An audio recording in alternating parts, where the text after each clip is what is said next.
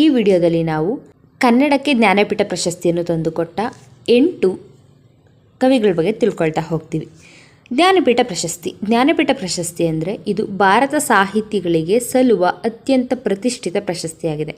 ಈ ಪ್ರಶಸ್ತಿಯನ್ನು ಭಾರತ ಸಂವಿಧಾನದ 8ನೇ ಅಧಿಸೂಚನೆಯಲ್ಲಿ ಉಲ್ಲಂಘಿಸಿರುವ 22 ಭಾಷೆಗಳಲ್ಲಿ ಅತ್ಯುತ್ತಮ ಸಾಹಿತ್ಯ ಕೃತಿಯನ್ನು ಅಥವಾ ಸಮಗ್ರ ಸಾಹಿತ್ಯ ಕೊಡುಗೆಯನ್ನು ಆಧರಿಸಿ ಆ ಒಂದು ಕವಿಗಳಿಗೆ ಈ ಒಂದು ಜ್ಞಾನಪೀಠ ಪ್ರಶಸ್ತಿಯನ್ನು ನೀಡಲಾಗುತ್ತೆ. ಭಾರತದಲ್ಲಿ ಹಿಂದಿಯನ್ನು ಹೊರತುಪಡಿಸಿ ಕನ್ನಡ ಭಾಷೆಗೆ ಅತಿ ಹೆಚ್ಚು ಜ್ಞಾನಪೀಠ ಪ್ರಶಸ್ತಿಗಳು ದೊರೆತಿದ್ದು, ಈವರೆಗೆ 8 ಜ್ಞಾನಪೀಠ ಪ್ರಶಸ್ತಿಯನ್ನು ಕನ್ನಡ ಪಡೆದುಕೊಂಡಿದೆ. ಕುವೆಂಪು, ಕುಪ್ಪಳ್ಳಿ ವೆಂಕಟಪ್ಪ ಪುಟ್ಟಪ್ಪ ಕನ್ನಡದ ಮಹಾನ್ ಕವಿ, ಲೇಖಕರು, ಚಿಂತಕರು, ಜಗಜ್ಯೋತಿ, ಯುಗದ ಕವಿ ಎಂದೇ ಪ್ರಸಿದ್ಧರಾದವರು. ಶ್ರೀರಾಮಾಯಣ ದರ್ಶನಂ ಮಹಾಕಾವ್ಯಕ್ಕೆ ಜ್ಞಾನಪೀಠ ಪ್ರಶಸ್ತಿ ಪಡೆದ ಮೊದಲ ಕನ್ನಡದವರು. ಕರ್ನಾಟಕ ರತ್ನ ರಾಷ್ಟ್ರಕವಿ ಗೌರವಕ್ಕೆ ಪಾತ್ರರಾದವರು. ವಿಶ್ವಮಾನವ ಸಂದೇಶವನ್ನು ನೀಡಿದವರು ಹಾಗೂ ಜಯ ಭಾರತ ಜನನಿಯ ತನುಜಾತೆ ಕವನದ ಮೂಲಕ ಕನ್ನಡದ ನಾಡಗೀತೆಯನ್ನು ರಚಿಸಿದವರು. ಈ ವಿಡಿಯೋದಲ್ಲಿ ನಾವು ಕುವೆಂಪುರವರ ಬಗ್ಗೆ ತಿಳ್ಕೊಳ್ತಾ ಹೋಗ್ತೀವಿ. ಕುವೆಂಪು ಅವರು 29/12/1904 ಕುವೆಂಪುರವರ ತಾಯಿಯ ಮನೆಯಾದ ಚಿಕ್ಕಮಗಳೂರು ಜಿಲ್ಲೆಯ ಹಿರೇಕೊಡಿಗೆ ಗ್ರಾಮದಲ್ಲಿ ಜನಿಸ್ತಾರೆ. ನಂತರ ಇವರು ಬೆಳೆದಿದ್ದು ಅವರ ತಂದೆಯ ಊರಾದ ಶಿವಮೊಗ್ಗ ಜಿಲ್ಲೆಯ ತೀರ್ಥಹಳ್ಳಿ ತಾಲೂಕಿನ ಕುಪ್ಪಳ್ಳಿಯಲ್ಲಿ. ಅವರ ವಿದ್ಯಾಭ್ಯಾಸ ಹಾಗೂ ಬಾಲ್ಯವನ್ನು ನೋಡ್ತಾ ಹೋಗೋದಾದ್ರೆ, ಕುವೆಂಪುರವರು ತಮ್ಮ ಪ್ರಾಥಮಿಕ ಶಿಕ್ಷಣವನ್ನ ಕುಪ್ಪಳ್ಳಿಯಲ್ಲಿ ಮುಗಿಸ್ತಾರೆ. ನಂತರ ಉನ್ನತ ಶಿಕ್ಷಣಕ್ಕಾಗಿ ಮೈಸೂರಿಗೆ ತೆರಳಿದ ಅವರು ಮೈಸೂರಿನಲ್ಲಿ ವೆಸ್ಲಿಯನ್ ಹೈಸ್ಕೂಲ್ನಲ್ಲಿ ತಮ್ಮ ಶಿಕ್ಷಣವನ್ನು ಮುಂದುವರಿಸ್ತಾರೆ. ನಂತರದಲ್ಲಿ ಮಹಾರಾಜ ಕಾಲೇಜಿಗೆ ಸೇರ್ಪಡೆಗೊಂಡು ತಮ್ಮ BA ಹಾಗೂ MA 1929 ಕನ್ನಡ ಸಾಹಿತ್ಯದಲ್ಲಿ ಸ್ನಾತಕೋತ್ತರ ಪದವಿಯನ್ನು ಮುಗಿಸ್ತಾರೆ. ನಂತರ 1937 ಏಪ್ರಿಲ್ 30 ಹೇಮಾವತಿ ಅವರೊಂದಿಗೆ ವಿವಾಹವನ್ನು ಹೊಂದ್ತಾರೆ. ಅವರ ಮಕ್ಕಳನ್ನು ನೋಡ್ತಾ ಹೋಗೋದಾದ್ರೆ, ಪೂರ್ಣಚಂದ್ರ ತೇಜಸ್ವಿ ಹಾಗೂ ಕೋಕಿಲೋನದನ ಚೈತ್ರ ಎಂಬ 2 ಗಂಡು ಮಕ್ಕಳು ಹಾಗೂ ಇಂದುಕಲಾ ಹಾಗೂ ತಾರಿಣಿ ಎಂಬ 2 ಹೆಣ್ಣು ಮಕ್ಕಳು. ನಂತರ ವೃತ್ತಿಜೀವನ. ಕುವೆಂಪುರವರ ವೃತ್ತಿಜೀವನವನ್ನು ನೋಡ್ತಾ ಹೋಗೋದಾದರೆ, ಇವರು 1929 ಮೈಸೂರಿನ ಮಹಾರಾಜ ಕಾಲೇಜಿನಲ್ಲಿ ಕನ್ನಡ ಉಪನ್ಯಾಸಕರಾಗಿ ಸೇವೆಯನ್ನು ಸಲ್ಲಿಸೋದಕ್ಕೆ ಶುರು ಮಾಡ್ತಾರೆ. 1936 ಬೆಂಗಳೂರಿನ ಸೆಂಟ್ರಲ್ ಕಾಲೇಜಿನಲ್ಲಿ ಸಹಾಯಕ ಪ್ರಾಧ್ಯಾಪಕರಾಗಿ ಸೇವೆಯನ್ನು ಸಲ್ಲಿಸ್ತಾರೆ. ನಂತರ 1946 ಮತ್ತೆ ಮೈಸೂರಿನ ಮಹಾರಾಜ ಕಾಲೇಜಿಗೆ ಪ್ರಾಧ್ಯಾಪಕರಾಗಿ ಮರಳುತ್ತಾರೆ. ನಂತರ 1955 ಮಹಾರಾಜ ಕಾಲೇಜಿನ ಪ್ರಾಂಶುಪಾಲರಾಗ್ತಾರೆ. 1956 1960 ಮೈಸೂರು ವಿಶ್ವವಿದ್ಯಾನಿಲಯದ ಕುಲಪತಿಯಾಗಿ ಸೇವೆಯನ್ನು ಸಲ್ಲಿಸಿ ನಿವೃತ್ತರಾಗ್ತಾರೆ. ಈ ಒಂದು ಅವಧಿಯಲ್ಲಿ ಕನ್ನಡ ಸಂಶೋಧನಾ ಸಂಸ್ಥೆಯನ್ನು ಸ್ಥಾಪಿಸ್ತಾರೆ ಹಾಗೂ ಕನ್ನಡ ಮಾಧ್ಯಮದಲ್ಲಿ ಶಿಕ್ಷಣವನ್ನು ಕೊಡೋದಕ್ಕೆ ಶ್ರಮಿಸ್ತಾರೆ. ಇವರು ಕನ್ನಡ ಸಾಹಿತ್ಯ ಲೋಕಕ್ಕೆ ಕೊಟ್ಟಿರುವ ಕೊಡುಗೆಯನ್ನು ನೋಡ್ತಾ ಹೋಗೋದಾದ್ರೆ, ಅಂದ್ರೆ ಇವರ ಕವನ ಸಂಕಲನಗಳನ್ನು ನೋಡ್ತಾ ಹೋಗೋದಾದ್ರೆ, ಕುವೆಂಪುರವರು 1922 ತಮ್ಮ ಮೊದಲ ಇಂಗ್ಲಿಷ್ ಪದ್ಯಗಳ ಸಂಕಲನವನ್ನ ಬಿಗಿನರ್ಸ್ ಮ್ಯೂಸ್ ಪ್ರಕಟಿಸ್ತಾರೆ. ಆಗ ಇವರ ಮೊದಲ ಕಾವ್ಯನಾಮ ಕಿಶೋರ ಚಂದ್ರವಾಣಿ ಅಂತ ಹೇಳಿರುತ್ತೆ. ಮುಂದೆ ಐರಿಷ್ ಕವಿ ಜೇಮ್ಸ್ ಕಸಿನ್ಸ್ ಕುವೆಂಪುರವರ ಇಂಗ್ಲಿಷ್ ವ್ಯಾಮೋಹವನ್ನು ಬಿಡಿಸಿ ಅವರಿಗೆ ಕನ್ನಡದಲ್ಲಿ ಬರೆಯುವಂತೆ ಪ್ರೇರೇಪಿಸ್ತಾರೆ. ನಂತರದಲ್ಲಿ 1924 ಅಮಲನ ಕತೆ ಎಂಬ ಕೃತಿ ಇವರ ಮೊದಲ ಕನ್ನಡದ ಕೃತಿಯಾಗುತ್ತೆ. ನಂತರ ಇವರು ಕನ್ನಡದಲ್ಲೇ ತಮ್ಮ ಬರವಣಿಗೆಯನ್ನ ಮುಂದುವರಿಸ್ತಾರೆ. ಇವರ ಕಾದಂಬರಿಗಳನ್ನು ನೋಡ್ತಾ ಹೋಗೋದಾದ್ರೆ, ಕಾನೂರು ಹೆಗ್ಗಡತಿ, ಮಲೆಗಳಲ್ಲಿ ಮದುಮಗಳು ಇವರ ಮಹಾಕಾವ್ಯವಾದ ಶ್ರೀರಾಮಾಯಣ ದರ್ಶನಂ ಎಂಬ ಕೃತಿಗೆ ಕನ್ನಡದ ಮೊದಲ ಜ್ಞಾನಪೀಠ ಪ್ರಶಸ್ತಿ ಸಿಗುತ್ತೆ. ನಂತರ ನಾಟಕಗಳನ್ನ ನೋಡ್ತಾ ಹೋಗೋದಾದ್ರೆ, ಬೆರಳ್ಗೆ ಕೊರಳ್, ಶೂದ್ರ ತಪಸ್ವಿ, ಸ್ಮಶಾನ ಕುರುಕ್ಷೇತ್ರ, ರಕ್ತಶ್ರೀ, ಜಲಗಾರ, ಯಮನ ಸೋಲು, ಕವನ ಸಂಕಲನಗಳು ಕೊಳಲು, ಅಗ್ನಿಹಂಸ, ಕಲಾಸುಂದರಿ, ನವಿಲು, ಪಕ್ಷಿಕಾಸಿ, ಕಿಂಕಿಣಿ, ನೆನಪಿನ ದೋಣಿಯಲ್ಲಿ ಎಂಬ ಆತ್ಮಕಥೆಯನ್ನು ಕೂಡ ಇವರು ಬರೀತಾರೆ. ಇವರು ಬರೆದಿರುವ ಜೈ ಭಾರತ ಜನನಿಯ ತನುಜಾತೆ ಎಂಬುದು ಕನ್ನಡದ ನಾಡಗೀತೆಯಾಗುತ್ತೆ. ನಂತರದಲ್ಲಿ ಇವರು ರಾಮಕೃಷ್ಣ ಪರಮಹಂಸ ಹಾಗೂ ಸ್ವಾಮಿ ವಿವೇಕಾನಂದರವರ ಜೀವನ ಚರಿತ್ರೆಯನ್ನು ಕೂಡ ಬರೆದಿದ್ದಾರೆ. ಕುವೆಂಪುರವರಿಗೆ ಅಭಿನಯ ವಾಲ್ಮೀಕಿ, ಜಗದ ಕವಿ, ಯುಗದ ಕವಿ ಎಂದೆಲ್ಲ ಬಿರುದನ್ನ ನೀಡ್ತಾರೆ. ಇಷ್ಟೆಲ್ಲ ಸಾಧನೆ ಮಾಡಿದ ಕುವೆಂಪುರವರಿಗೆ ಕರ್ನಾಟಕ ಹಾಗೂ ಭಾರತದ ಕೇಂದ್ರ ಸರ್ಕಾರ ಹಲವಾರು ಪ್ರಶಸ್ತಿಗಳನ್ನು ನೀಡಿ ಇವರನ್ನು ಗೌರವಿಸುತ್ತೆ. 1955 ಕೇಂದ್ರ ಸಾಹಿತ್ಯ ಅಕಾಡೆಮಿ ಪ್ರಶಸ್ತಿ ಶ್ರೀರಾಮಾಯಣ ದರ್ಶನಂ ಎಂಬ ಕೃತಿಗೆ, 1956 ಮೈಸೂರು ವಿಶ್ವವಿದ್ಯಾನಿಲಯದಿಂದ ಗೌರವ ಡಿಲೀಟ್, 1958 ಪದ್ಮವಿಭೂಷಣ, 1964 ರಾಷ್ಟ್ರಕವಿ ಪುರಸ್ಕಾರ, 1966 ಕರ್ನಾಟಕ ವಿಶ್ವವಿದ್ಯಾನಿಲಯದಿಂದ ಗೌರವ ಡಿಲಿಟ್. 1968ರಲ್ಲಿ ಜ್ಞಾನಪೀಠ ಪ್ರಶಸ್ತಿ ಶ್ರೀರಾಮಾಯಣ ದರ್ಶನಂ ಎಂಬ ಮಹಾಕಾವ್ಯಕ್ಕೆ. 1969ರಲ್ಲಿ ಬೆಂಗಳೂರು ವಿಶ್ವವಿದ್ಯಾನಿಲಯದಿಂದ ಗೌರವ ಡಿಲಿಟ್. 1979ರಲ್ಲಿ ಕೇಂದ್ರ ಸಾಹಿತ್ಯ ಅಕಾಡೆಮಿಯ ಫೆಲೋಶಿಪ್. 1988ರಲ್ಲಿ ಪಂಪ ಪ್ರಶಸ್ತಿ. 1989ರಲ್ಲಿ ಪದ್ಮವಿಭೂಷಣ. 1992ರಲ್ಲಿ ಕರ್ನಾಟಕ ರತ್ನ. ಕರ್ನಾಟಕ ಸಾಹಿತ್ಯ ಪರಿಷತ್ತಿನ ಗೌರವ ಸದಸ್ಯತ್ವ. ಕನ್ನಡ ವಿಶ್ವವಿದ್ಯಾನಿಲಯದ ನಾಡೋಜ ಪ್ರಶಸ್ತಿ. ಇದು ಮರಣೋತ್ತರವಾಗಿ ಅವರಿಗೆ ಸಂದಿರ್ತಕ್ಕಂಥದ್ದು. ನಂತರ ಇವರು ಹಲವಾರು ಸಮ್ಮೇಳನಗಳ ಅಧ್ಯಕ್ಷತೆಯನ್ನು ಹೊಂದಿರ್ತಾರೆ. ಅದನ್ನು ನೋಡ್ತಾ ಹೋಗೋದಾದ್ರೆ 1928ರಲ್ಲಿ ಸೆಂಟ್ರಲ್ ಕಾಲೇಜು ಕರ್ನಾಟಕ ಸಂಘದ ಆಶ್ರಯದಲ್ಲಿ ನಡೆದ ವಿದ್ಯಾರ್ಥಿ ಕವಿ ಸಮ್ಮೇಳನದ ಅಧ್ಯಕ್ಷರಾಗಿರ್ತಾರೆ. ಕನ್ನಡ ಸಾಹಿತ್ಯ ಸಮ್ಮೇಳನದ ಕವಿಗೋಷ್ಠಿಯ ಅಧ್ಯಕ್ಷರಾಗಿರ್ತಾರೆ. 1957ರಲ್ಲಿ ನಡೆದ 39ನೇ ಕನ್ನಡ ಸಾಹಿತ್ಯ ಸಮ್ಮೇಳನದ ಅಧ್ಯಕ್ಷರಾಗಿರ್ತಾರೆ.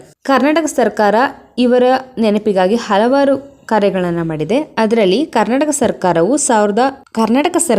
2015ರ ಡಿಸೆಂಬರ್ನಲ್ಲಿ ಕುವೆಂಪು ಜನ್ಮದಿನವಾದ ಡಿಸೆಂಬರ್ 29ನ್ನು ವಿಶ್ವಮಾನವ ದಿನವನ್ನಾಗಿ ಆಚರಿಸುವುದಾಗಿ ಆದೇಶವನ್ನು ಹೊರಡಿಸುತ್ತೆ. ಹುಬ್ಬಳ್ಳಿಯಲ್ಲಿರುವ ಕುವೆಂಪುರವರ ಹುಟ್ಟಿದ ಮನೆ ವಸ್ತು ಸಂಗ್ರಹಾಲಯವಾಗಿದೆ ಮತ್ತು ಅವರ ಸಮಾಧಿ ಸ್ಥಳವಾದ ಕವಿಶೈಲ್ಯ ಒಂದು ವಿಶಿಷ್ಟ ಸ್ಮಾರಕವಾಗಿದೆ. ಶಿವಮೊಗ್ಗ ಬಳಿ ಇರುವ ವಿಶ್ವವಿದ್ಯಾನಿಲಯಕ್ಕೆ ಕುವೆಂಪುರವರ ಹೆಸರನ್ನು ಇಡಲಾಗಿದೆ.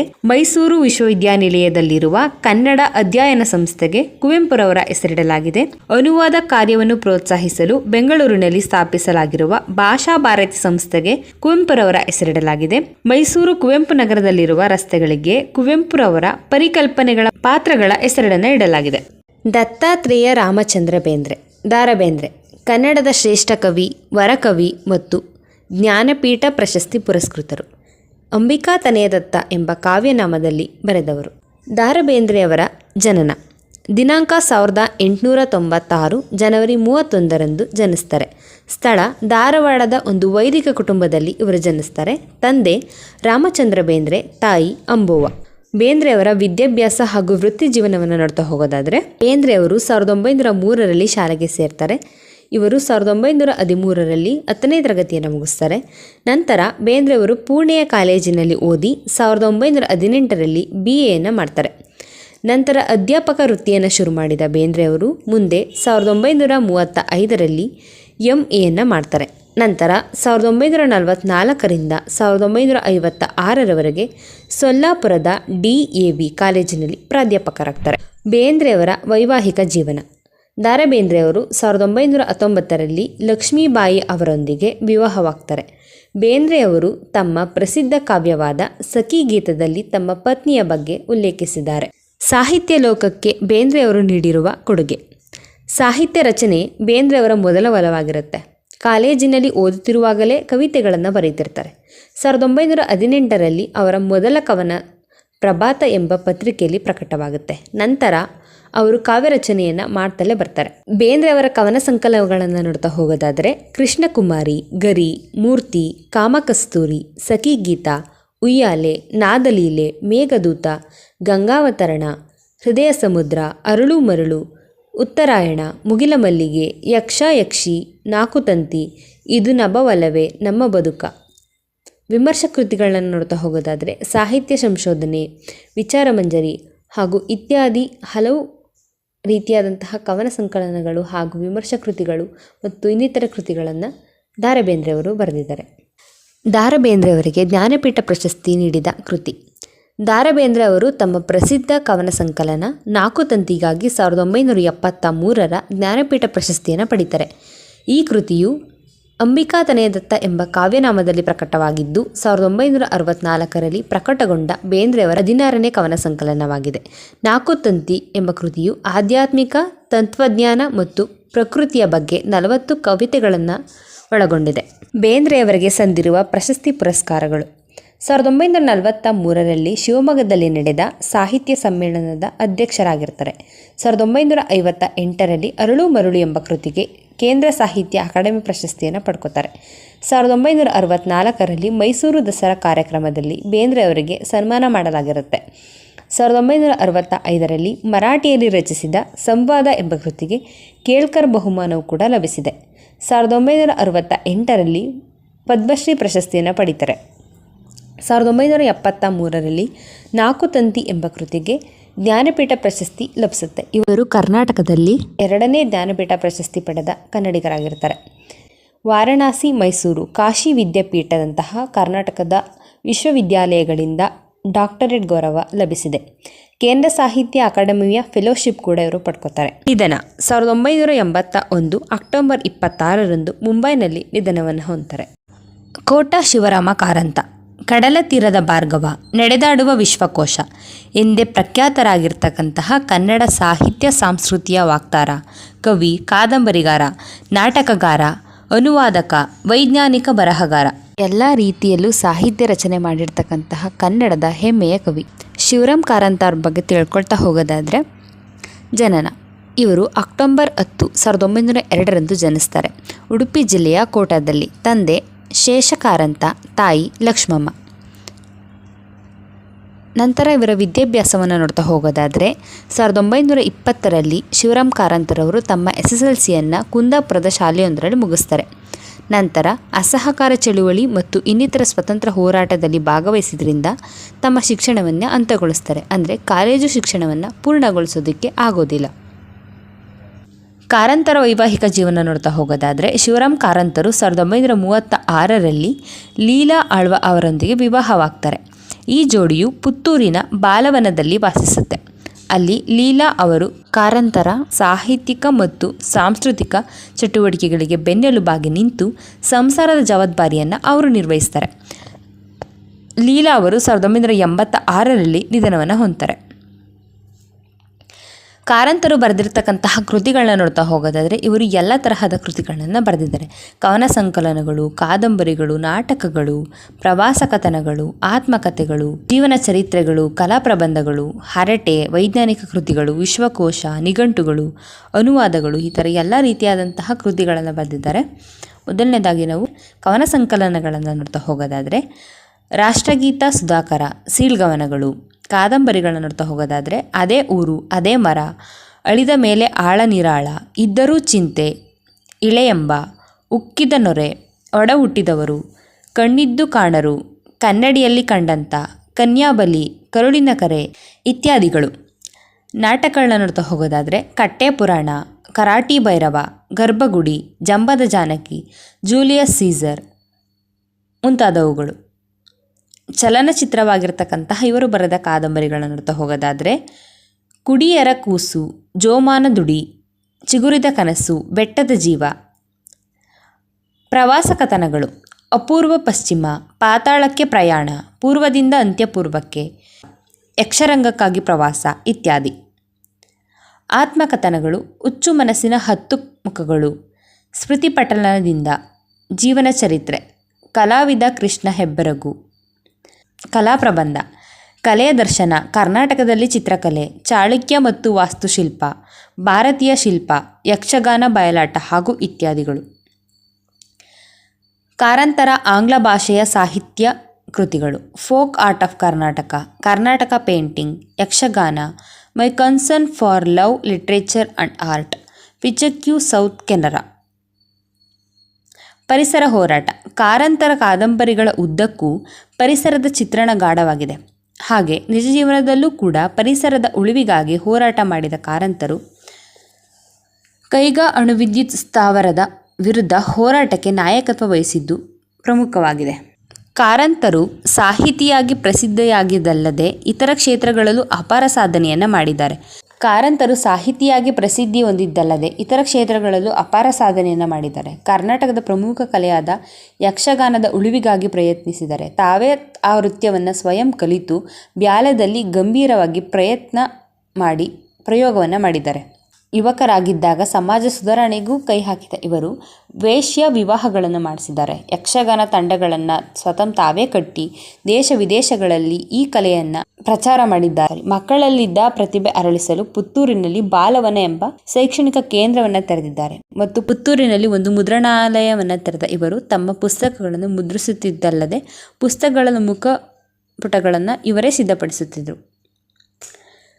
ಶಿವರಾಮ್ ಕಾರಂತರವರಿಗೆ ಸಿಕ್ಕ ಪ್ರಶಸ್ತಿ ಪುರಸ್ಕಾರಗಳನ್ನು ನೋಡ್ತಾ ಹೋಗೋದಾದರೆ 1978ರಲ್ಲಿ ಜ್ಞಾನಪೀಠ ಪ್ರಶಸ್ತಿ, 1985ರಲ್ಲಿ ಸಾಹಿತ್ಯ ಅಕಾಡೆಮಿಯ ಫೆಲೋಶಿಪ್, 1973ರಲ್ಲಿ ಸಂಗೀತ ಕರ್ನಾಟಕ ಅಕಾಡೆಮಿಯ ಫೆಲೋಶಿಪ್, ಪದ್ಮವಿಭೂಷಣ, 1959ರಲ್ಲಿ ಸಾಹಿತ್ಯ ಅಕಾಡೆಮಿಯ ಪ್ರಶಸ್ತಿ, ಕರ್ನಾಟಕ ರಾಜ್ಯ ಸಾಹಿತ್ಯ ಅಕಾಡೆಮಿಯ ಪ್ರಶಸ್ತಿ, ಸಂಗೀತ ನಾಟಕ ಪ್ರಶಸ್ತಿ, ಪಂಪ ಪ್ರಶಸ್ತಿ, ಸ್ವೀಡಿಷ್ ಅಕಾಡೆಮಿಯ ಪ್ರಶಸ್ತಿ, 1990ರಲ್ಲಿ ತುಳಸಿ ಸಮಾನ್ ಪ್ರಶಸ್ತಿ, 1990ರಲ್ಲಿ ದಾದಾಬಾಯಿ ನವರೋಜಿ ಪ್ರಶಸ್ತಿ, ಮೈಸೂರು ವಿಶ್ವವಿದ್ಯಾನಿಲಯ, ಮೀರತ್ ವಿಶ್ವವಿದ್ಯಾನಿಲಯ, ಕರ್ನಾಟಕ ವಿಶ್ವವಿದ್ಯಾನಿಲಯ ಮತ್ತು ಇನ್ನಿತರ ಸೇರಿ 8 ವಿಶ್ವವಿದ್ಯಾನಿಲಯಗಳಿಂದ ಡಾಕ್ಟರೇಟ್ ಗೌರವ. ನಿಧನ. ಶಿವರಾಮ್ ಕಾರಂತರು ತಮ್ಮ 96ನೇ ವಯಸ್ಸಿಗೆ 1997 ಡಿಸೆಂಬರ್ 9ರಂದು ನಿಧನವನ್ನು ಹೊಂತಾರೆ. ಸಾಲಿಗ್ರಾಮದಲ್ಲಿರ್ತಕ್ಕಂತಹ ಸ್ಮಾರಕ. ಡಾಕ್ಟರ್ ಕಾರಂತರ ಹುಟ್ಟೂರಾದ ಸಾಲಿಗ್ರಾಮದಲ್ಲಿ ಕಾರಂತರ ಸ್ಮೃತಿಚಿತ್ರ ಶಾಲೆ ಎಂಬ ಸುಂದರ ಬಹುಮಹಡಿ ಕಟ್ಟಡದಲ್ಲಿ ಕಾರಂತರ ಕುರಿತಾದ ಹಲವಾರು ವಸ್ತುಗಳನ್ನು ಸಂಗ್ರಹಿಸಿಡಲಾಗಿದೆ. ಅವರ ಕಾದಂಬರಿಗಳ ಆಶಯದ ದೊಡ್ಡ ದೊಡ್ಡ ಭಿತ್ತಿಚಿತ್ರಗಳು, ಯಕ್ಷಗಾನದ ದುರಿಸುತಿಗಳು, ಕಾದಂಬರಿಗಳ ಹಳೆಯ ಪ್ರತಿಗಳು, ಕಾರಂತರು ಬರೆದ ಚಿತ್ರಗಳು, ಅವರ ಪ್ರಯೋಗಿಸುತ್ತಿದ್ದ ಲೇಖನಿ ಮತ್ತು ಮತ್ತಿತರ ವಸ್ತುಗಳನ್ನೊಳಗೊಂಡ ಸುಂದರ ವಸ್ತು ಸಂಗ್ರಹಾಲಯವನ್ನು ನಾವು ನೋಡ್ಬೋದು. ಮಾಸ್ತಿ ವೆಂಕಟೇಶ್ ಅಯ್ಯಂಗಾರ್ ಸಣ್ಣ ಕಥೆಗಳ ಜನಕ, ಕಥೆಗಾರರ ಅಣ್ಣ. ಮಾಸ್ತಿ ಕನ್ನಡದ ಆಸ್ತಿ. ಕರ್ನಾಟಕಕ್ಕೆ 4ನೇ ಜ್ಞಾನಪೀಠ ಪ್ರಶಸ್ತಿ ತಂದುಕೊಟ್ಟ ಕನ್ನಡದ ಮಹಾನ್ ಕವಿ. ಮಾಸ್ತಿ ವೆಂಕಟೇಶ್ ಅಯ್ಯಂಗಾರ್ ಅವರ ಬಗ್ಗೆ ತಿಳ್ಕೊಳ್ತಾ ಹೋಗೋದಾದರೆ, ಮೊದಲನೇದಾಗಿ ಇವರ ಜನನ ಜೂನ್ 6, 1891ರಂದು ಕೋಲಾರ ಜಿಲ್ಲೆಯ ಹೊಂಗೇನಹಳ್ಳಿಯಲ್ಲಿ ಜನಿಸ್ತಾರೆ. ಇವರ ತಂದೆ ರಾಮಸ್ವಾಮಿ ಅಯ್ಯಂಗಾರ್, ತಾಯಿ ತಿರುಮಲಮ್ಮ. ನಂತರ ಇವರು ಬೆಳೆದದ್ದು ಕೋಲಾರ ಜಿಲ್ಲೆಯ ಮಾಲೂರು ತಾಲೂಕಿನ ಮಾಸ್ತಿ ಎಂಬ ಗ್ರಾಮದಲ್ಲಿ. ಇವರ ಕಾವ್ಯನಾಮ ಶ್ರೀನಿವಾಸ. ಇವರ ವಿದ್ಯಾಭ್ಯಾಸವನ್ನು ನೋಡ್ತಾ ಹೋಗೋದಾದರೆ 1897ರಲ್ಲಿ ಮಾಸ್ತಿಯವರು ತಮ್ಮ ಪ್ರಾಥಮಿಕ ಶಿಕ್ಷಣಕ್ಕಾಗಿ ಮಂಡ್ಯದ ಮಳವಳ್ಳಿಯಲ್ಲಿ ಇಂಗ್ಲಿಷ್ ಶಾಲೆಗೆ ಸೇರ್ತಾರೆ. ನಂತರ ಪ್ರೌಢ ವಿದ್ಯಾಭ್ಯಾಸಕ್ಕಾಗಿ ಮೈಸೂರಿನ ವೆಸ್ಲಿಯನ್ ಹೈಸ್ಕೂಲ್ಗೆ ಬರ್ತಾರೆ. 1907ರಲ್ಲಿ ತಮ್ಮ 10ನೇ ತರಗತಿಯನ್ನು ಮುಗಿಸಿ ನಂತರ ಮೈಸೂರಿನ ಮಹಾರಾಜ ಕಾಲೇಜಿನಲ್ಲಿ 1909ರಲ್ಲಿ FEಯನ್ನು ಮುಗಿಸ್ತಾರೆ. ನಂತರ ಬೆಂಗಳೂರಿನ ಸೆಂಟ್ರಲ್ ಕಾಲೇಜಿನಿಂದ 1912ರಲ್ಲಿ BEಯನ್ನು ಮುಗಿಸ್ತಾರೆ. ತದನಂತರ ಮದ್ರಾಸಿನ ಪ್ರೆಸಿಡೆನ್ಸಿ ಕಾಲೇಜಿನಲ್ಲಿ 1914ರಲ್ಲಿ MAಯನ್ನು ಮುಗಿಸಿದ ಇವರು MAಯಲ್ಲಿ ಇವರಿಗೆ ಚಿನ್ನದ ಪದಕವನ್ನು ಕೂಡ ಪಡ್ಕೋತಾರೆ. ನಂತರ ಇವರ ವೈವಾಹಿಕ ಜೀವನವನ್ನು ನೋಡ್ತಾ ಹೋಗೋದಾದರೆ, ಪಂಕಜಮ್ಮ ಎಂಬುವರೊಡನೆ ಇವರ ವಿವಾಹವಾಗುತ್ತೆ. ವೃತ್ತಿ ಜೀವನ. MA ಮುಗಿಸಿದ ನಂತರ ಮಾಸ್ತಿಯವರು ಪ್ರೆಸಿಡೆನ್ಸಿ ಕಾಲೇಜಿನಲ್ಲಿ 1.5 ತಿಂಗಳು ಉಪಾಧ್ಯಾಯರಾಗಿ ಸೇವೆಯನ್ನು ಸಲ್ಲಿಸ್ತಾರೆ. ನಂತರ ಬೆಂಗಳೂರಿನ ಸೆಂಟ್ರಲ್ ಕಾಲೇಜಿನಲ್ಲಿ ಕೆಲವು ಕಾಲ ಇಂಗ್ಲಿಷ್ ಉಪಾಧ್ಯಾಯರಾಗಿ ಸೇವೆ ಸಲ್ಲಿಸಿದ ನಂತರ ಬೆಂಗಳೂರಿನಲ್ಲೇ ಮೈಸೂರು ಸಂಸ್ಥಾನದ ಸಿವಿಲ್ ಸರ್ವಿಸ್ ಪರೀಕ್ಷೆಗೆ ತಯಾರಿ ನಡೆಸಿ ಅತ್ಯಧಿಕ ಅಂಕದೊಡನೆ ತೆರಗಡೆ ಹೊಂತಾರೆ. ಅಂದರೆ ಸಿವಿಲ್ ಸರ್ವಿಸ್ ಎಕ್ಸಾಮ್ಗೋಸ್ಕರ ಅಲ್ಲೇ ಕುತ್ಕೊಂಡು ಓದಿ ಆ ಎಕ್ಸಾಮ್ನ ಪಾಸ್ ಮಾಡ್ತಾರೆ, ಒಂದು ಉತ್ತಮ ಅಂಕಗಳನ್ನು ಪಡೆಯೋದ್ರೊಂದಿಗೆ. ಸ್ವತಂತ್ರ ಪೂರ್ವದಲ್ಲಿ ಮೈಸೂರು ಸಂಸ್ಥಾನ ಇತ್ತಲ್ಲ, ಅದ ಒಂದು ಸರ್ಕಾರದ ಕೆಲಸ. ಅಸಿಸ್ಟೆಂಟ್ ಕಮಿಷನರ್ ಆಗಿ ಇವರಿಗೆ ಒಂದು ಕೆಲಸ ಸಿಗುತ್ತೆ. ನಂತರ ಇವರು ಮ್ಯಾಜಿಸ್ಟ್ರೇಟ್ ಮತ್ತು ಸಬ್ divisional officer, controller, deputy commissioner, exchange commissioner ಹೀಗೆ ಮೊದಲಾದ ಹುದ್ದೆಗಳನ್ನು ಅಲಂಕರಿಸಿ ತಮ್ಮ ಸೇವೆಯನ್ನು ಸಲ್ಲಿಸಿದ್ದಾರೆ.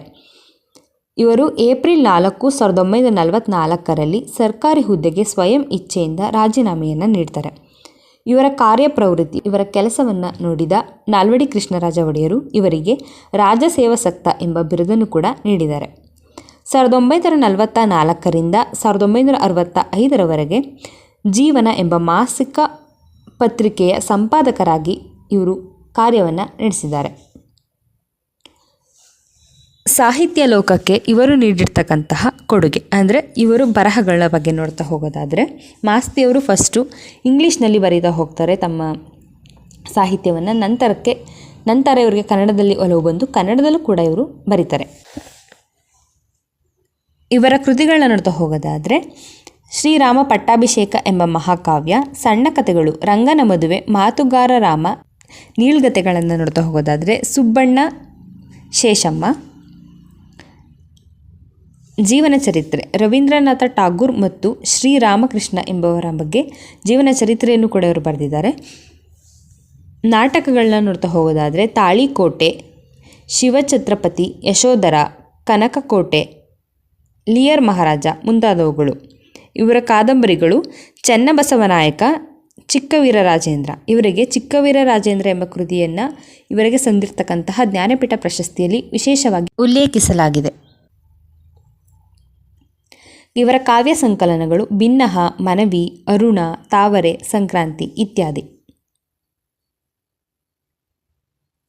ಇವರಿಗೆ ಸಂದಿರ್ತಕ್ಕಂತಹ ಪ್ರಶಸ್ತಿ ಪುರಸ್ಕಾರಗಳನ್ನು ನೋಡ್ತಾ ಹೋಗೋದಾದರೆ 1983ರಲ್ಲಿ ಜ್ಞಾನಪೀಠ ಪ್ರಶಸ್ತಿ ಚಿಕ್ಕವೀರ ರಾಜೇಂದ್ರ ಎಂಬ ಕೃತಿಗೆ, 1977ರಲ್ಲಿ ಮೈಸೂರು ವಿಶ್ವವಿದ್ಯಾನಿಲಯದಿಂದ ಡಿಲೀಟ್, 1956ರಲ್ಲಿ ಕರ್ನಾಟಕ ವಿಶ್ವವಿದ್ಯಾನಿಲಯದಿಂದ ಡಿಲೀಟ್ ಗೌರವ, 1968ರಲ್ಲಿ ಕೇಂದ್ರ ಸಾಹಿತ್ಯದ ಅಕಾಡೆಮಿ ಪ್ರಶಸ್ತಿ, 1953ರಲ್ಲಿ ಕನ್ನಡ ಸಾಹಿತ್ಯ ಪರಿಷತ್ತಿನ ಅಧ್ಯಕ್ಷ ಪದವಿ, 1946ರಲ್ಲಿ ದಕ್ಷಿಣ ಭಾರತ ಸಾಹಿತ್ಯ ಸಮ್ಮೇಳನದ ಅಧ್ಯಕ್ಷ ಪದವಿ, 1929ರಲ್ಲಿ ಬೆಳಗಾವಿಯಲ್ಲಿ ನಡೆದ ಕನ್ನಡ ಸಾಹಿತ್ಯ ಸಮ್ಮೇಳನದ ಅಧ್ಯಕ್ಷರಾಗಿರ್ತಾರೆ.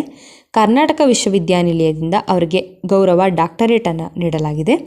ಮೈಸೂರು ಮಹಾರಾಜರು ಇವರಿಗೆ ರಾಜ ಸೇವಾಸಕ್ತ ಎಂಬ ಬಿರುದನ್ನು ನೀಡಿ ಗೌರವಿಸಿದ್ದಾರೆ. 1972ರಲ್ಲಿ ಶ್ರೀನಿವಾಸ ಎಂಬ ಅವರ ಅಭಿನಂದನಾ ಗ್ರಂಥ ಪ್ರಕಟವಾಗಿದೆ. ಮರಣ ಜೂನ್ 6, 1986ರಲ್ಲಿ ಇವರು ಮರಣವನ್ನು ಹೊಂದ್ತಾರೆ. ಇವರಿಗೆ ಮರಣ ಹೊಂದಾಗ ಇವರ ವಯಸ್ಸು 95 ಆಗಿರುತ್ತೆ. ವಿಶೇಷ ಏನಂದರೆ ತಮ್ಮ ಹುಟ್ಟಿದಬ್ಬ ದಿನದಿಂದ ಅಂದರೆ ತಮ್ಮ ಹುಟ್ಟಿದ ದಿನಾಂಕದಂದೇ ಇವರು ಮರಣವನ್ನು ಹೊಂದ್ತಾರೆ. ಸ್ಮರಣಾರ್ಥಗಳು ಅಂದರೆ ಇವರ ನೆನಪಿಗಾಗಿ ಮಾಡಿರ್ತಕ್ಕಂತಹ ಕಾರ್ಯಗಳನ್ನು ನೋಡ್ತಾ ಹೋಗೋದಾದರೆ 1993ರಿಂದ ಇವರ ಹೆಸರಿನಲ್ಲಿ ಮಾಸ್ತಿ ವೆಂಕಟೇಶ್ ಅಯ್ಯಂಗಾರ್ ಪ್ರಶಸ್ತಿ ಎಂಬ ಪ್ರಶಸ್ತಿಯನ್ನು ಕರ್ನಾಟಕದ ಪ್ರಸಿದ್ಧ ಬರಹಗಾರರಿಗೆ ನೀಡಲಾಗ್ತಿದೆ. ಮತ್ತು ಮಾಲೂರು ತಾಲೂಕಿನ ಮಾಸ್ತಿ ಗ್ರಾಮದಲ್ಲಿರುವ ಅವರ ಮನೆಯನ್ನು ಗ್ರಂಥಾಲಯವನ್ನಾಗಿ ಪರಿವರ್ತಿಸಲಾಗಿದೆ. ಮಾಸ್ತಿ ವಸತಿ ಶಾಲೆ 2006-07ರಲ್ಲಿ ಇವರ ನೆನಪಿಗಾಗಿ ಮಾಸ್ತಿ ವಸತಿ ಶಾಲೆ ಎಂಬ ಶಾಲೆಯನ್ನು ಪ್ರಾರಂಭಿಸಲಾಗಿದೆ. ಕನ್ನಡಕ್ಕೆ 5ನೇ ಜ್ಞಾನಪೀಠ ಪ್ರಶಸ್ತಿ ತಂದುಕೊಟ್ಟ ಕವಿ ವಿನಾಯಕ ಕೃಷ್ಣ ಗೋಕಾಕ್, ವಿಕ್ರು ಗೋಕಾಕ್. ಇವ್ರ ಬಗ್ಗೆ ತಿಳ್ಕೊಳ್ತಾ ಹೋಗೋದಾದರೆ ಇವರ ಜನನ 1909 ಆಗಸ್ಟ್ 9ರಂದು ಇವರು ಜನಿಸ್ತಾರೆ. ಸ್ಥಳ ಹಾವೇರಿ ಜಿಲ್ಲೆ ಸವಣೂರು. ತಂದೆ ಕೃಷ್ಣರಾಯರು ವಕೀಲರಾಗಿರ್ತಾರೆ. ತಾಯಿ ಸುಂದರಬಾಯಿ. ವಿಕ್ರು ಗೋಕಾಕ್ರವರ ವಿದ್ಯಾಭ್ಯಾಸ ಹಾಗೂ ವೃತ್ತಿ ಜೀವನವನ್ನು ನೋಡ್ತಾ ಹೋಗೋದಾದರೆ ವಿನಾಯಕರ ವಿದ್ಯಾಭ್ಯಾಸ ಸವಣೂರಿನ ಮಸ್ಜಿದ್ ಸ್ಕೂಲ್ ಮತ್ತು ಧಾರವಾಡದಲ್ಲಿ ನಡೆಯುತ್ತೆ. ಇಂಗ್ಲಿಷ್ ವಿಷಯದಲ್ಲಿ MA ಪರೀಕ್ಷೆಯಲ್ಲಿ ಮೊದಲ ದರ್ಜೆಯಲ್ಲಿ ಉತ್ತೀರ್ಣರಾದ ಗೋಕಾಕ್ರವರು ನಂತರ ಪುಣೆಯ CSP ಕಾಲೇಜಿನಲ್ಲಿ ಉಪನ್ಯಾಸಕರಾಗಿ ತಮ್ಮ ವೃತ್ತಿ ಜೀವನವನ್ನು ಶುರು ಮಾಡ್ತಾರೆ. ನಂತರ ವಿಕ್ರು ಗೋಕಾಕ್ರವರು ಆಕ್ಸ್ಫರ್ಡ್ನಲ್ಲಿ ಇಂಗ್ಲಿಷ್ ಸಾಹಿತ್ಯವನ್ನು ಓದಿ ಪರೀಕ್ಷೆಯನ್ನು ಬರೆದು ಮೊದಲ ದರ್ಜೆಯಲ್ಲಿ ಪಾಸಾಗ್ತಾರೆ. ಆಕ್ಸ್ಫರ್ಡ್ನಿಂದ ಬಂದ ನಂತರ ವಿಕ್ರು ಗೋಕಾಕ್ರವರು ಭಾರತದಲ್ಲಿ ಅಂದರೆ ಕರ್ನಾಟಕದಲ್ಲಿ ಅಧ್ಯಾಪಕರಾಗಿ, ಕಾಲೇಜಿನ ಪ್ರಾಂಶುಪಾಲರಾಗಿ, ವಿದ್ಯಾಸಂಸ್ಥೆಗಳಲ್ಲಿ ಹಾಗೂ ವಿಶ್ವವಿದ್ಯಾನಿಲಯಗಳಲ್ಲಿ ಕುಲಪತಿಗಳಾಗಿ ಹೀಗೆ ಮೊದಲಾದ ಶಿಕ್ಷಣ ಕ್ಷೇತ್ರಗಳಲ್ಲಿ ಮತ್ತು ಹಲವು ವಿದ್ಯಾಸಂಸ್ಥೆಗಳಲ್ಲಿ ಉತ್ತಮ ಹುದ್ದೆಗಳನ್ನು ಹೇರಿ ಇವರು ತಮ್ಮ ಸೇವೆಯನ್ನು ಸಲ್ಲಿಸಿದ್ದಾರೆ. ಇವರು ಜಪಾನ್, ಅಮೇರಿಕ ಹೀಗೆ ಹಲವು ದೇಶಗಳಿಗೆ ಭಾರತದ ಸಾಂಸ್ಕೃತಿಕ ರಾಯಭಾರಿಯಾಗಿ ಭೇಟಿ ನೀಡಿದ್ದಾರೆ. ವಿಕ್ರು ಗೋಕಾಕ್ರವರ ವೈವಾಹಿಕ ಜೀವನವನ್ನು ನೋಡ್ತಾ ಹೋಗೋದಾದರೆ ವಿಕ್ರು ಗೋಕಾಕ್ರವರ ಪತ್ನಿ ಶಾರದಾಬಾಯಿಯವರು. ಕೃತಿಗಳು ವಿಕ್ರು ಗೋಕಾಕ್ರವರು ಕನ್ನಡ, ಇಂಗ್ಲಿಷ್ ಎರಡೂ ಭಾಷೆಗಳಲ್ಲಿ ಹಲವಾರು ಕೃತಿಗಳನ್ನು ರಚಿಸಿದ್ದಾರೆ. ವಿಕ್ರು ಗೋಕಾಕ್ರವರ ಮೊದಲು ಪ್ರಕಟಗೊಂಡ ಕೃತಿ ಕಲೋಪಾಸಕರು. ಅವರ ಕಾದಂಬರಿಗಳು ಸಮರಸವೇ ಜೀವನ, ಈಡ್ಜೋಡು, ಏರಿಳಿತ, ಸಮುದ್ರಯಾನ, ನಿರ್ವಹಣಾ ನರಹರಿ. ಅವರ ಕವನ ಸಂಕಲನಗಳು ಕಲೋಪಾಸಕ, ಪಯಣ, ಸಮುದ್ರ ಗೀತೆಗಳು, ನವ್ಯ ಕವಿಗಳು, ಭಾರತ ಸಿಂಧುರಶ್ಮಿ ಮುಂತಾದವುಗಳು. ಪ್ರವಾಸ ಕಥನಗಳು ಸಮುದ್ರದಾಚೆದಿಂದ ಪಯಣಿಗ, ಸಂತೋಷ. ವಿಕ್ರು ಗೋಕಾಕ್ರವರಿಗೆ ಸಂದಿರ್ತಕ್ಕಂತಹ ಪ್ರಶಸ್ತಿ, ಗೌರವ ಮತ್ತು ಬಿರುದುಗಳನ್ನ ನೋಡ್ತಾ ಹೋಗೋದಾದರೆ ಬಳ್ಳಾರಿಯಲ್ಲಿ 1958ರಲ್ಲಿ ನಡೆದ ಕನ್ನಡ ಸಾಹಿತ್ಯ ಸಮ್ಮೇಳನದ ಅಧ್ಯಕ್ಷತೆಯನ್ನು ಇವರು ವಹಿಸಿರ್ತಾರೆ. 1967ರಲ್ಲಿ ಕರ್ನಾಟಕ ವಿಶ್ವವಿದ್ಯಾನಿಲಯ ಮತ್ತು 1979ರಲ್ಲಿ ಕ್ಯಾಲಿಫೋರ್ನಿಯಾದ ಪೆಸಿಫಿಕ್ ವಿಶ್ವವಿದ್ಯಾನಿಲಯಗಳು ಇವರಿಗೆ ಡಾಕ್ಟರೇಟ್ ಗೌರವವನ್ನು ನೀಡಿ ಗೌರವಿಸಿದೆ. ಕೇಂದ್ರ ಸರ್ಕಾರ 1961ರಲ್ಲಿ ಪದ್ಮಶ್ರೀ ಪ್ರಶಸ್ತಿಯನ್ನು ನೀಡಿದೆ. 1965ರಲ್ಲಿ ಹಂಪಿ ವಿಶ್ವವಿದ್ಯಾನಿಲಯದಿಂದ ಡಿಲಿಟ್ ಗೌರವವನ್ನು ಪಡೆದಿದ್ದಾರೆ. ಕೇಂದ್ರ ಸಾಹಿತ್ಯ ಅಕಾಡೆಮಿಯ ಅಧ್ಯಕ್ಷ ಪದವಿ ಮತ್ತು ಜ್ಞಾನಪೀಠ ಪ್ರಶಸ್ತಿ ಆಯ್ಕೆ ಸಮಿತಿಯ ಅಧ್ಯಕ್ಷ ಪದವಿ ಇವೆರಡರೂ ಕನ್ನಡಿಗರೊಬ್ಬರಿಗೆ ಮೊದಲ ಬಾರಿಗೆ ಸಂದ ಗೌರವವಾಗಿದೆ. ಅಂದರೆ ಕೇಂದ್ರ ಸಾಹಿತ್ಯ ಅಕಾಡೆಮಿಯ ಅಧ್ಯಕ್ಷ ಪದವಿ ಆಗಿರ್ಬೋದು, ಜ್ಞಾನಪೀಠ ಪ್ರಶಸ್ತಿ ಆಯ್ಕೆ ಸಮಿತಿಯ ಅಧ್ಯಕ್ಷ ಪದವಿ ಇವೆರಡೂ ಕೂಡ ಕನ್ನಡಿಗರೊಬ್ಬರಿಗೆ ಬಂದಿದ್ದು ಇವರಿಗೆ ಮೊದಲು. ಗೋಕಾಕ್ ಅವರ ಮೇರುಕೃತಿ ಭಾರತ ಸಿಂಧು ರಶ್ಮಿಗೆ ಕರ್ನಾಟಕ ಸಾಹಿತ್ಯ ಅಕಾಡೆಮಿ ಪ್ರಶಸ್ತಿ, ಭಾರತೀಯ ವಿದ್ಯಾಭವನದ ರಾಜಾಜಿ ಪ್ರಶಸ್ತಿ ಮತ್ತು IBH ಪ್ರಶಸ್ತಿಗಳು ದೊರೆತಿವೆ. ಗೋಕಾಕ್ ರವರ ದ್ಯಾವ ಪೃಥ್ವಿ ಕವನ ಸಂಕಲನಕ್ಕೆ 1960ರಲ್ಲಿ ಕೇಂದ್ರ ಸಾಹಿತ್ಯ ಅಕಾಡೆಮಿ ಪ್ರಶಸ್ತಿ ದೊರೆತಿದೆ. 1991ರಲ್ಲಿ ಗೋಕಾಕ್ ರವರಿಗೆ ಜ್ಞಾನಪೀಠ ಪ್ರಶಸ್ತಿ ಅವರ ಸಮಗ್ರ ಸಾಹಿತ್ಯಕ್ಕೆ ಬಂದಿದೆ. ಅಂದರೆ ಗೋಕಾಕ್ ರವರು ಕನ್ನಡ ಸಾಹಿತ್ಯಕ್ಕೆ ಅವರು ನೀಡಿರ್ತಕ್ಕಂತಹ ಕೊಡುಗೆ, ಸಮಗ್ರ ಕೊಡುಗೆಯನ್ನು ಆಧರಿಸಿ ಅವರಿಗೆ 1991ರಲ್ಲಿ ಜ್ಞಾನಪೀಠ ಪ್ರಶಸ್ತಿಯನ್ನು ನೀಡಿದೆ. ನಿಧನ: ಗೋಕಾಕ್ ರವರು 24/4/1992ರಂದು ಬೆಳಗಿನ ಜಾವ ಮುಂಬೈನಲ್ಲಿ ನಿಧನವನ್ನು ಹೊಂತಾರೆ. ಕನ್ನಡ ಭಾಷೆಗೆ 6ನೇ ಜ್ಞಾನಪೀಠ ಪ್ರಶಸ್ತಿ ತಂದುಕೊಟ್ಟ ಕವಿ UR ಅನಂತಮೂರ್ತಿ. ಇವ್ರ ಬಗ್ಗೆ ತಿಳ್ಕೊಳ್ತಾ ಹೋಗೋದಾದರೆ, ಇವರ ಜನನ 21/12/1932ರಂದು ಶಿವಮೊಗ್ಗ ಜಿಲ್ಲೆಯ ತೀರ್ಥಹಳ್ಳಿ ತಾಲೂಕಿನ ಮೇಳಿಗೆ ಎಂಬ ಹಳ್ಳಿಯಲ್ಲಿ ಇವರು ಜನಿಸ್ತಾರೆ. ಇವರ ತಂದೆ ರಾಜಗೋಪಾಲಾಚಾರ್ಯ, ತಾಯಿ ಸತ್ಯಮ್ಮ. ಇವರ ವಿದ್ಯಾಭ್ಯಾಸವನ್ನು ನೋಡ್ತಾ ಹೋಗೋದಾದರೆ, ಪ್ರಾಥಮಿಕ ಶಿಕ್ಷಣವನ್ನು ದೂರ್ವಾಸಪುರದ ಸಾಂಪ್ರದಾಯಿಕ ಸಂಸ್ಕೃತ ಪಾಠಶಾಲೆಯಲ್ಲಿ ಇವರು ಆರಂಭಿಸ್ತಾರೆ. ನಂತರ ತೀರ್ಥಹಳ್ಳಿ, ಮೈಸೂರುಗಳಲ್ಲಿ ಅವರ ಮುಂದಿನ ವಿದ್ಯಾಭ್ಯಾಸ ಮುಂದುವರಿಯುತ್ತೆ. ಮೈಸೂರು ವಿಶ್ವವಿದ್ಯಾನಿಲಯದಲ್ಲಿ ಇಂಗ್ಲಿಷ್ ಸಾಹಿತ್ಯದಲ್ಲಿ MA ಪದವಿ ಪಡೆದ ಇವರು ಹೆಚ್ಚಿನ ವ್ಯಾಸಂಗಕ್ಕಾಗಿ ಇಂಗ್ಲೆಂಡಿಗೆ ಹೋಗ್ತಾರೆ. ಕಾಮನ್ವೆಲ್ತ್ ವಿದ್ಯಾರ್ಥಿ ವೇತನ ಪಡೆದ ಇವರು ಬರ್ಮಿಂಗ್ಹ್ಯಾಮ್ ವಿಶ್ವವಿದ್ಯಾನಿಲಯದಿಂದ ಇಂಗ್ಲಿಷ್ ಮತ್ತು ತೌಲನಿಕ ಸಾಹಿತ್ಯ ಎಂಬ ವಿಷಯಗಳಲ್ಲಿ 1966ರಲ್ಲಿ PhD ಪದವಿಯನ್ನು ಪಡಿತಾರೆ. ನಂತರದಲ್ಲಿ ರುಜುವಾತು ಎಂಬ ಪತ್ರಿಕೆಯನ್ನು ಆರಂಭಿಸ್ತಾರೆ. ಇವರ ವೃತ್ತಿ ಜೀವನವನ್ನು ನೋಡ್ತಾ ಹೋಗೋದಾದರೆ, 1970ರಲ್ಲಿ ಮೈಸೂರು ವಿಶ್ವವಿದ್ಯಾನಿಲಯದ ಇಂಗ್ಲಿಷ್ ವಿಭಾಗದಲ್ಲಿ ಪ್ರಾಧ್ಯಾಪಕ ಮತ್ತು ಬೋಧಕರಾಗಿ ತಮ್ಮ ವೃತ್ತಿ ಜೀವನವನ್ನು ಪ್ರಾರಂಭಿಸ್ತಾರೆ. ನಂತರ ಅವರು 1987ರಿಂದ 1991ರವರೆಗೆ ಕೇರಳದ ಕೊಟ್ಟಯಂನಲ್ಲಿರುವ ಮಹಾತ್ಮ ಗಾಂಧಿ ವಿಶ್ವವಿದ್ಯಾನಿಲಯದ ಉಪಕುಲಪತಿಗಳಾಗ್ತಾರೆ. ನಂತರ ಅವರು 1987ರಿಂದ 1991ರವರೆಗೆ ಕೇರಳದ ಕೊಟ್ಟಯಂನಲ್ಲಿರುವ ಮಹಾತ್ಮ ಗಾಂಧಿ ವಿಶ್ವವಿದ್ಯಾನಿಲಯದ ಉಪಕುಲಪತಿಗಳಾಗ್ತಾರೆ. ಮುಂದೆ 1992ರವರೆಗೆ ನ್ಯಾಷನಲ್ ಬುಕ್ ಟ್ರಸ್ಟ್ ಇಂಡಿಯಾದ ಅಧ್ಯಕ್ಷರಾಗಿ ಸೇವೆ ಸಲ್ಲಿಸಿ 1993ರಲ್ಲಿ ಅವರು ಸಾಹಿತ್ಯ ಅಕಾಡೆಮಿಯ ಅಧ್ಯಕ್ಷರಾಗಿ ಆಯ್ಕೆಯಾಗ್ತಾರೆ. ಅವರು ಜವಾಹರ್ಲಾಲ್ ನೆಹರು ವಿಶ್ವವಿದ್ಯಾನಿಲಯ, ಟಬಿಂಗನ್ ವಿಶ್ವವಿದ್ಯಾನಿಲಯ, ಅಯೋವಾ ವಿಶ್ವವಿದ್ಯಾನಿಲಯ, ಸ್ಟಫ್ಡ್ ವಿಶ್ವವಿದ್ಯಾನಿಲಯ, ಶಿವಾಜಿ ವಿಶ್ವವಿದ್ಯಾನಿಲಯ ಸೇರಿದಂತೆ ಅನೇಕ ಭಾರತೀಯ ಮತ್ತು ವಿದೇಶಿ ವಿಶ್ವವಿದ್ಯಾನಿಲಯಗಳಲ್ಲಿ ಸಂದರ್ಶಕ ಪ್ರಾಧ್ಯಾಪಕರಾಗಿ ಸೇವೆಯನ್ನು ಸಲ್ಲಿಸಿದ್ದಾರೆ. ಅನಂತಮೂರ್ತಿಯವರು 2 ಬಾರಿ film and television institute of ಇಂಡಿಯಾದ ಅಧ್ಯಕ್ಷರಾಗಿ ಸೇವೆಯನ್ನು ಸಲ್ಲಿಸಿದ್ದಾರೆ. 2012ರಲ್ಲಿ ಅವರನ್ನು ಕರ್ನಾಟಕದ ಕೇಂದ್ರ ವಿಶ್ವವಿದ್ಯಾನಿಲಯದ ಮೊದಲ ಕುಲಪತಿಗಳಾಗಿ ನೇಮಿಸಲಾಗುತ್ತೆ. ಅವರ ವೈವಾಹಿಕ ಜೀವನವನ್ನು ನೋಡ್ತಾ ಹೋಗೋದಾದರೆ, ಅನಂತಮೂರ್ತಿಯವರು 1956ರಲ್ಲಿ ಎಸ್ತರ್ ಅವರೊಂದಿಗೆ ವಿವಾಹವಾಗ್ತಾರೆ. ಅವರ ಮಕ್ಕಳು, ಮಗ ಶರತ್, ಮಗಳು ಅನುರಾಧ. ಅವರು ಬರೆದಿರ್ತಕ್ಕಂತಹ ಕೃತಿಗಳನ್ನ ನೋಡ್ತಾ ಹೋಗೋದಾದರೆ, ಅವರ ಕಥಾ ಸಂಕಲನ ಎಂದೆಂದಿಗೂ ಮುಗಿಯದ ಕತೆ, ಪ್ರಶ್ನೆ, ಮೌನಿ, ಆಕಾಶ ಮತ್ತು ಬೆಕ್ಕು, ಕ್ಲಿಪ್ ಜಾಯಿಂಟ್, ಘಟಶ್ರದ್ಧಾ. ಅವರ ಕಾದಂಬರಿಗಳು ಸಂಸ್ಕಾರ, ಭಾರತೀಪುರ, ಅವಸ್ಥೆ, ಭಾವ, ದಿವ್ಯ, ಪ್ರೀತಿ, ಮೃತ್ಯು ಮತ್ತು ಭಯ. ಕವನ ಸಂಕಲನ 15 ಪದ್ಯಗಳು, ಮಿಥುನ, ಅಜ್ಜನ ಹೆಗಲ ಸುಕ್ಕುಗಳು, ಅಭಾವ, ಸಮಸ್ತ ಕಾವ್ಯ. ಅವರ ಆತ್ಮಕಥೆ ಸುರಗಿ ಮೊಳಕೆ. ಅವರ ನಾಟಕಗಳು ಅವಾಹನೆ. ಚಲನಚಿತ್ರವಾಗಿರ್ತಕ್ಕಂಥ ಅವರ ಕೃತಿಗಳನ್ನ ನೋಡ್ತಾ ಹೋಗೋದಾದರೆ ಸಂಸ್ಕಾರ, ಅವಸ್ಥೆ, ಮೌನಿ, ದೀಕ್ಷಾ, ಪ್ರಕೃತಿ.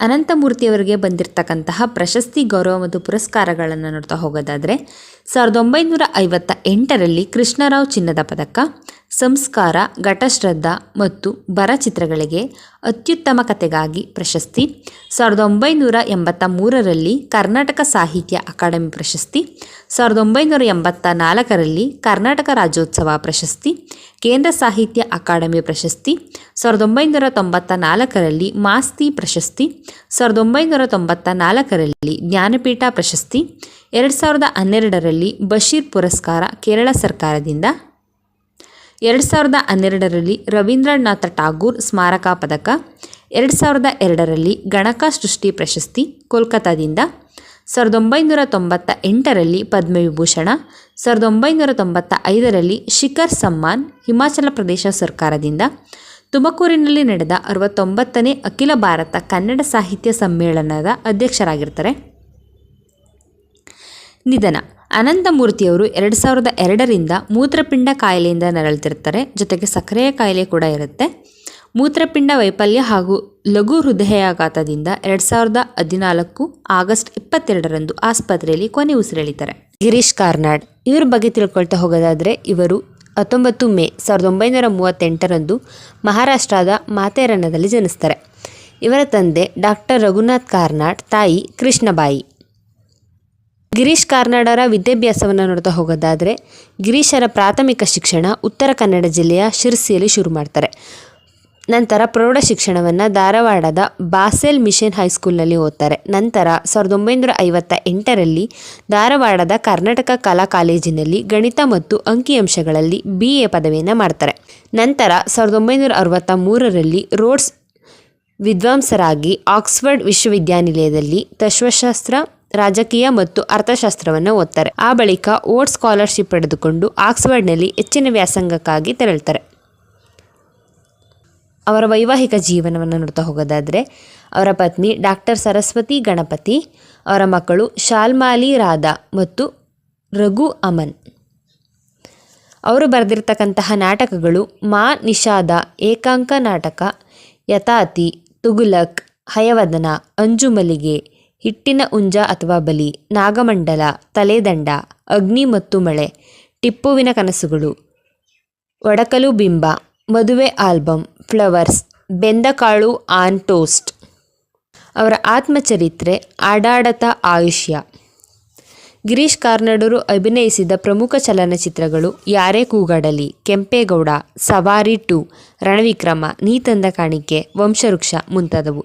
ಇದಲ್ಲದೆ ಇವರು ಹಿಂದಿ, ಕನ್ನಡ ಹಾಗೂ ತಮಿಳು, ತೆಲುಗು ಹೀಗೆ ಹಲವಾರು ಭಾಷೆಗಳಲ್ಲಿ ನಟಿಸಿದ್ದಾರೆ ಮತ್ತು ಕನ್ನಡದಲ್ಲೂ ಹಲವಾರು ಸಿನಿಮಾವನ್ನು ಮಾಡಿದ್ದಾರೆ. ಇಷ್ಟೆಲ್ಲ ಸಾಧನೆ ಮಾಡಿದ ಇವರಿಗೆ ಕರ್ನಾಟಕ ಹಾಗೂ ಕೇಂದ್ರ ಸರ್ಕಾರ ಹಲವಾರು ಪ್ರಶಸ್ತಿಗಳನ್ನು ನೀಡಿ ಇವರನ್ನು ಗೌರವಿಸಿದೆ. ಅವುಗಳನ್ನು ನೋಡ್ತಾ ಹೋಗೋದಾದರೆ ಸಿನಿಮಾ ಸೇವೆಯನ್ನು ಪರಿಗಣಿಸಿ ಇವರಿಗೆ ಡಾಕ್ಟರೇಟ್ ಗೌರವವನ್ನು ನೀಡಲಾಗಿದೆ.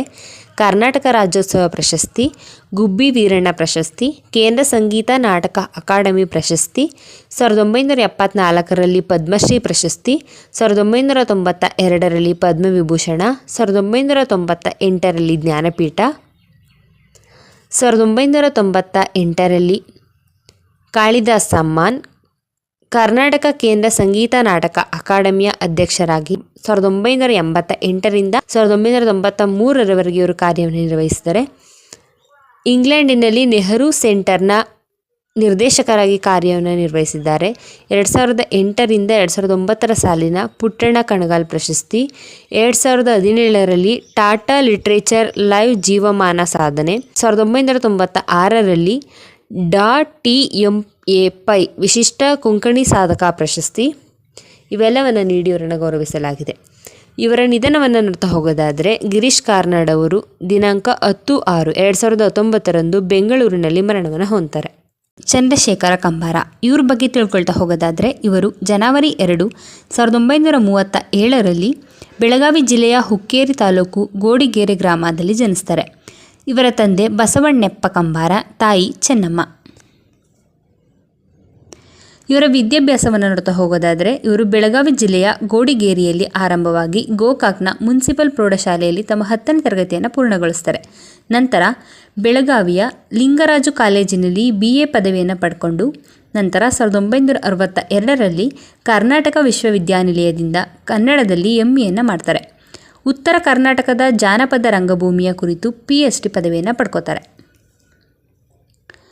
ಇವರ ವೃತ್ತಿ ಜೀವನವನ್ನು ನೋಡ್ತಾ ಹೋಗೋದಾದರೆ ಡಾಕ್ಟರ್ ಚಂದ್ರಶೇಖರ ಕಂಬಾರ ಅವರು ಕನ್ನಡ ಸಾಹಿತ್ಯ, ರಂಗಭೂಮಿ ಮತ್ತು ಚಲನಚಿತ್ರ ಕ್ಷೇತ್ರಗಳಲ್ಲಿ ಅಪಾರ ಸೇವೆ ಸಲ್ಲಿಸಿದ ಬಹುಮುಖ ಪ್ರತಿಭೆ. ಬೋಧಕ ಕೆಲಸ. ಕಂಬಾರರು ತಮ್ಮ ವೃತ್ತಿ ಜೀವನವನ್ನು ಅಧ್ಯಾಪಕರಾಗಿ ಪ್ರಾರಂಭಿಸ್ತಾರೆ. ಅವರು ಚಿಕಾಗೋ ವಿಶ್ವವಿದ್ಯಾನಿಲಯದಲ್ಲಿ 1968ರಿಂದ 1969ರವರೆಗೆ ಮತ್ತು ಬೆಂಗಳೂರು ವಿಶ್ವವಿದ್ಯಾನಿಲಯದಲ್ಲಿ 1971ರಿಂದ 1991ರವರೆಗೆ ಕನ್ನಡ ಅಧ್ಯಾಪಕರಾಗಿ ಮತ್ತು ಪ್ರವಚಕರಾಗಿ ಸೇವೆಯನ್ನು ಸಲ್ಲಿಸ್ತಾರೆ. ಇವರ ವೈವಾಹಿಕ ಜೀವನವನ್ನು ನೋಡ್ತಾ ಹೋಗೋದಾದರೆ ಚಂದ್ರಶೇಖರ ಕಂಬಾರ ಅವರ ಪತ್ನಿ ಸತ್ಯಭಾಮ. ಈ ದಂಪತಿಗೆ 4 ಜನ ಮಕ್ಕಳು: ಜಯಶ್ರೀ ಕಂಬಾರ, ರಾಜಶೇಖರ ಕಂಬಾರ, ಚೆನ್ನಮ್ಮ ಕಂಬಾರ ಮತ್ತು ಗೀತಾ ಸತೀಶ್. ಚಂದ್ರಶೇಖರ ಕಂಬಾರರು ಬರೆದಿರತಕ್ಕಂತಹ ಕೃತಿಗಳನ್ನ ನೋಡ್ತಾ ಹೋಗೋದಾದರೆ ಅವರ ಕಾವ್ಯಗಳು ಮುಗುಳು, ಹೇಳತೇನಿ ಕೇಳ, ಸಾವಿರಾರು ನೆರಳು, ತಕರಾರಿನವರು ಇತ್ಯಾದಿ. ಅವರು ಬರೆದಿರತಕ್ಕಂತಹ ನಾಟಕಗಳು ಬೆಂಬತ್ತಿನ ಕಣ್ಣು, ವೃಷ್ಯಶೃಂಗ, ಜೋಕುಮಾರಸ್ವಾಮಿ, ಚಾಲೇಶ, ಕಿಟ್ಟಿಯ ಕತೆ, ಜಯಸಿದ್ಧ ನಾಯಕ, ಆಲಿಬಾಬಾ, ಕಾಡು ಕುದುರೆ, ನಾಯಿ ಕತೆ ಇತ್ಯಾದಿ. ಅವರು ಬರೆದಿರತಕ್ಕಂತಹ ಮಹಾಕಾವ್ಯ ಚಕೋರಿ. ಅವರ ಕಾದಂಬರಿಗಳು ಅಣ್ಣ ತಂಗಿ, ಕರಿಮಾಯಿ, GK ಮಾಸ್ತರ್ ಪ್ರಣಯ ಪ್ರಸಂಗ, ಸಿಂಗಾರವ್ವ ಮತ್ತು ಅರಮನೆ, ಶಿವನ ಡಂಗೂರ. ಅವರ ಸಂಶೋಧನಾ ಗ್ರಂಥಗಳು ಉತ್ತರ ಕರ್ನಾಟಕದ ಜಾನಪದ ರಂಗಭೂಮಿ, ಬನ್ನಿಸಿ ಹಾಡುವ ನನ್ನ ಬಳಗ, ಬಯಲಾಟಗಳು, ನಮ್ಮ ಜಾನಪದ ವಿಶ್ವಕೋಶ, ಕಾಸಿಗೊಂದು ಸೇರು, ನೆಲದ ಮೇರೆಯ ನಿಧಾನ, ಬೃಹದೇಸಿಯ ಚಿಂತನೆ. ಚಂದ್ರಶೇಖರ ಕಂಬಾರರಿಗೆ ಸಂದಿರ್ತಕ್ಕಂತಹ ಪ್ರಶಸ್ತಿ, ಪುರಸ್ಕಾರ ಮತ್ತು ಗೌರವವನ್ನು ನೋಡ್ತಾ ಹೋಗೋದಾದರೆ 2011ರಲ್ಲಿ ಕೇಂದ್ರ ಸಂಗೀತ ನಾಟಕ ಅಕಾಡೆಮಿ ರತ್ನ ಪ್ರಶಸ್ತಿ, 2010ರಲ್ಲಿ ಜ್ಞಾನಪೀಠ ಪ್ರಶಸ್ತಿ, 2007ರಲ್ಲಿ ದೇವರಾಜ ಅರಸ್ ಪ್ರಶಸ್ತಿ, 2005ರಲ್ಲಿ ಜೋಶು ಸಾಹಿತ್ಯ ಪುರಸ್ಕಾರ ಪ್ರಶಸ್ತಿ ಆಂಧ್ರ ಪ್ರದೇಶ ಸರ್ಕಾರದಿಂದ, 2004ರಲ್ಲಿ ನಾಡೋಜ ಪ್ರಶಸ್ತಿ, 2004ರಲ್ಲಿ ಪಂಪಾ ಪ್ರಶಸ್ತಿ, 2002ರಲ್ಲಿ ಸಂತ ಕಬೀರ್ ಪ್ರಶಸ್ತಿ, 1988ರಲ್ಲಿ ಕರ್ನಾಟಕ ರಾಜ್ಯೋತ್ಸವ ಪ್ರಶಸ್ತಿ, 1983ರಲ್ಲಿ ಸಂಗೀತ ನಾಟಕ ಅಕಾಡೆಮಿಯ ಪ್ರಶಸ್ತಿ, 1987ರಲ್ಲಿ ನಂದೀಕರ್ ಪ್ರಶಸ್ತಿ, 1987ರಲ್ಲಿ ಕರ್ನಾಟಕ ನಾಟಕ ಅಕಾಡೆಮಿಯ ಪ್ರಶಸ್ತಿ, 1982ರಲ್ಲಿ ಕುಮಾರ ಆಶನ್ ಪ್ರಶಸ್ತಿ ಕೇರಳ ಸರ್ಕಾರದಿಂದ, 1975ರಲ್ಲಿ ಕನ್ನಡ ಸಾಹಿತ್ಯ ಪರಿಷತ್ ಪ್ರಶಸ್ತಿ, ಮಧ್ಯಪ್ರದೇಶ ಸರ್ಕಾರ ಕೊಡುವ ಕಾಳಿದಾಸ ಸಮ್ಮಾನ್ ಪ್ರಶಸ್ತಿ, ಜೋಕುಮಾರಸ್ವಾಮಿ ಎಂಬ ನಾಟಕಕ್ಕೆ 1975ರಲ್ಲಿ ಭಾರತೀಯ ಭಾಷೆಯ ಅತ್ಯುತ್ತಮ ನಾಟಕಕ್ಕೆ ಕಮಲಾದೇವಿ ಚಟ್ಟೋಪಾಧ್ಯಾಯ ಪ್ರಶಸ್ತಿ, ಶಿಖರ ಸೂರ್ಯ ಪುಸ್ತಕಕ್ಕೆ ಟ್ಯಾಗೂರ್ ಪ್ರಶಸ್ತಿ, 2006ರ ಆಳ್ವಾಸ್ ನುಡಿಸಿರಿ ಸಮ್ಮೇಳನದ ಅಧ್ಯಕ್ಷರಾಗಿರ್ತಾರೆ. 2004ರಿಂದ 2010ರವರೆಗೆ ವಿಧಾನ ಪರಿಷತ್ನ ಸದಸ್ಯರಾಗಿರ್ತಾರೆ. 2001ರಲ್ಲಿ ಪದ್ಮಶ್ರೀ ಪ್ರಶಸ್ತಿ ಸಿಕ್ಕಿರುತ್ತವ್ರಿಗೆ, 1997ರಲ್ಲಿ ಮಾಸ್ತಿ ಪ್ರಶಸ್ತಿ, 1993ರಲ್ಲಿ ಜಾನಪದ ಮತ್ತು ಯಕ್ಷಗಾನ ಅಕಾಡೆಮಿಯ ಪ್ರಶಸ್ತಿ, 1991ರಲ್ಲಿ ಸಿರಿಸಂಪಿಗೆ ನಾಟಕಕ್ಕೆ ಕೇಂದ್ರ ಸಾಹಿತ್ಯ ಅಕಾಡೆಮಿ ಪ್ರಶಸ್ತಿ, 1989ರಲ್ಲಿ ಕರ್ನಾಟಕ ಸಾಹಿತ್ಯ ಅಕಾಡೆಮಿ ಪ್ರಶಸ್ತಿ. ಧನ್ಯವಾದಗಳು.